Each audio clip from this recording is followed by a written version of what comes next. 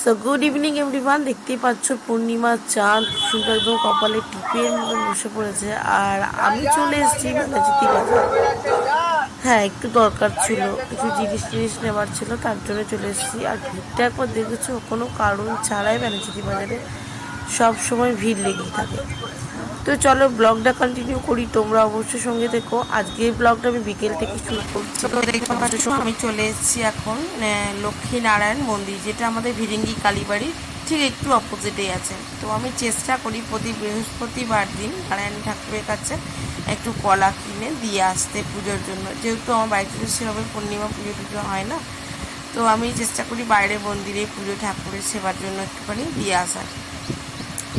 তো যাই হোক, সেটাই আমি পুজো ওখানে নামিয়ে দিলাম, দিয়ে প্রণাম করছিলাম। প্রণাম করার পর এদিকে ওদিকে ঠাকুরের ছবি তুলে বেড়াচ্ছিলাম।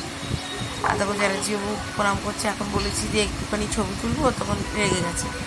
আমি রেগে গেলে কিছু বলি না, তখন নিজেরই মনে হয় তখনই তুলে। হর হর মহাদেব।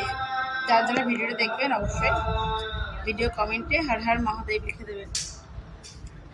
মাতা লক্ষ্মী রানী আর নারায়ণ বাবাকে দেখালাম আপনাদের সঙ্গে। আর এখানে দেখুন আমাদের মহাদেবকে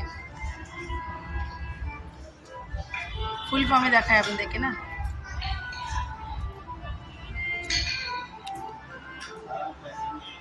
এই যে আমার শ্যাম বাবা, দয়া করো আমার চ্যানেলটা বড় করে দাও।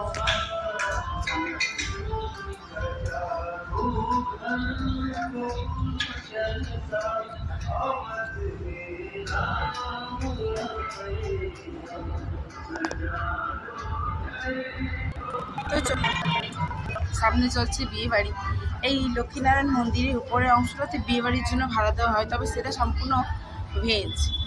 আর নন ভেজের জন্য কিন্তু একেবারেই না। তো এখানে দেখতে পাচ্ছি কতগুলো রুম, এখানে হাত ধোয়ার জায়গা, এখানে আমরা চটি খুলে রেখেছি, আর সামনে সাজিয়েছে, আর উপরে চলছে বিয়ে বাড়ি।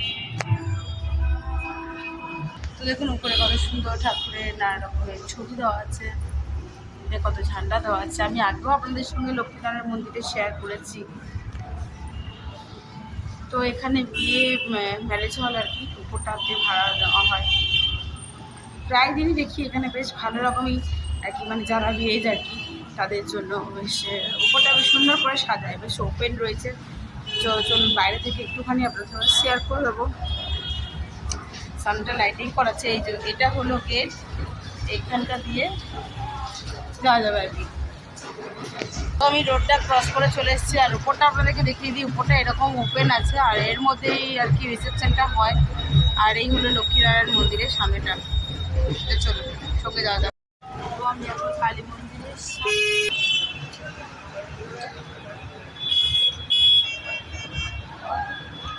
এটা যাচ্ছে এখন কালীবাড়ির ভিতরে।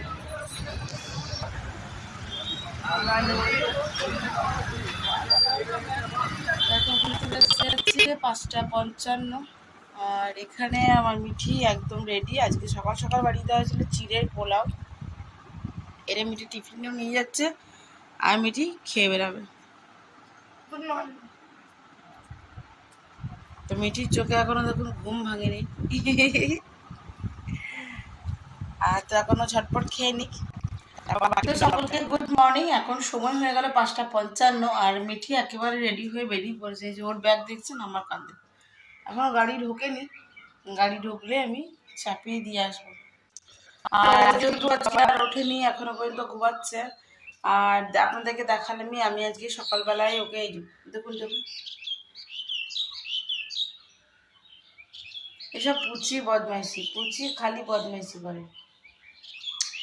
তো যাই হোক, বলছি যে সকালবেলা আপনাদেরকে দেখালাম যে আমি আজকে সকালে ওকে টিফিনে চিড়ের পোলাও করে দিয়েছিলাম। আজকে আর ছাতু দিইনি, ও চিড়ের পোলাও খেয়েও গেছে, আর চিড়ের পোলাও নিয়ে গেছে। আর চ্যাটার্জিবাবুর আমাদের সুগারটা বেড়েছে, কালকে রাতেই রিপোর্টটা আসলো, কালকেই ব্লাড টেস্ট করেছে, কালকে রিপোর্ট রাতেরবেলা চলে এসছে। আবার ডাক্তারের কাছে নিয়ে যেতে হবে, দাঁতের ডাক্তারের কাছে। জিভটা কিছুতেই শোকাচ্ছে না, এটাই হলো চিন্তার বিষয়, জিভটা শুকাচ্ছে না, জিভে ব্যথা। তো আপনাদের কারোর জানা থাকলে কিছু বলবেন, তো আমাকে একটু সাজেস্ট করবেন না। তো ওকে ডাক্তারটা আবার দেখাতে নিয়ে যেতে হবে, দেখি এবার আর ভাত আর দেবো না, মিষ্টি খেতে দেবো না। হলো? আবার ঘর ঢুকে পড়েছে, কিছু নেবার আছে মানে এই চললো। মিষ্টি আসতে যাক, তারপরে আমি এই যে বাসনগুলো হয়েছে সেগুলো এখন ধোয়াধুয়ি করবো, তারপরে ডাস্টিং আছে প্রতিদিন, ঘর ছাড়বো, পোছা লাগাতে হয়তো লাগাবো। এত গাড়ি চলে এসছে, আমার পুচিও দেখুন গাছে চেপে পড়েছে। চলো মিঠি চলো, এই যে পুচিকে দেখুন কোথায় চেপে পড়েছে। চল চল,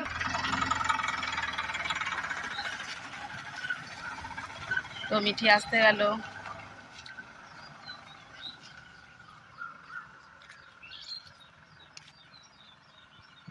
দুর্গা দুর্গা। আর এখন টাইম চলছে 6টা 1, আজ গাড়ি একটু লেট। তো সকালের বাজার চলে এসছে, দেখতেই পাচ্ছেন। এই যে আজকে নিয়ে চলে এসছে আবারও মাছ, আর মাছগুলোকে আমি ভালো করে ধুয়ে নুন হলুদ মাখিয়ে দিয়েছি। আর শুধু মাছ আর নেই, মাছের সঙ্গে নিয়ে চলে এসছে গুগলি। আমার তো গুগলি খুব ভালোবাসে, আপনারা কারা কারা গুগলি ভালোবাসেন আমাকে প্লিজ কমেন্ট করে জানাবেন। আর গুগলিটা আমি এখন নুন হলুদ দিয়ে একটু ফুটতে দিয়ে দেবো, মানে ওর একটা ব্যাকটেরিয়া থাকে যদি, তো সেটা যাতে মরে যায় তার জন্য আমি খুব ভালো করে ধুয়ে নিয়েছি, বেছে নিয়েছি। এবার আমি ওটাকে জলে ফুটতে দিয়ে দেবো। আর আপনারা যদি আমার রেসিপিটা দেখতে চান তো অবশ্যই আমার চ্যানেলে দেখতে পাবেন। তো চলো আমি এখন বসিয়ে দিয়েছি এদিকে ভাতটা, তোমাদেরকে দেখালাম মাছটা বেছে টেছে নিয়েছি। তো কালকেকার বিউলির ডাল আর এঁচুড়ের তরকারি দুটোই রয়ে গেছে, কারণ রাত্রে আর কালকে কেউ খায়নি।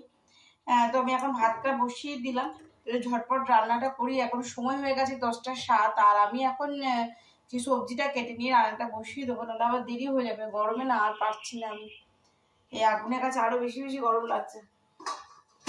তো ঝটপট করে নিই, তারপর কি কি করলাম তোমাদের সেটুকু দেখিয়ে আজকের মতন ব্লগটা আমি এখানেই শেষ করব। তো তোমাদেরকে দেখালাম যে আমি গুগলিটাও সেদ্ধ করে নিয়েছি নুন হলুদ দিয়ে, আর মাছটা ছাড়িয়ে নুন হলুদ মাখিয়ে দিলাম। এবার সবজিটা কাটবো আর ঝোলটা করব।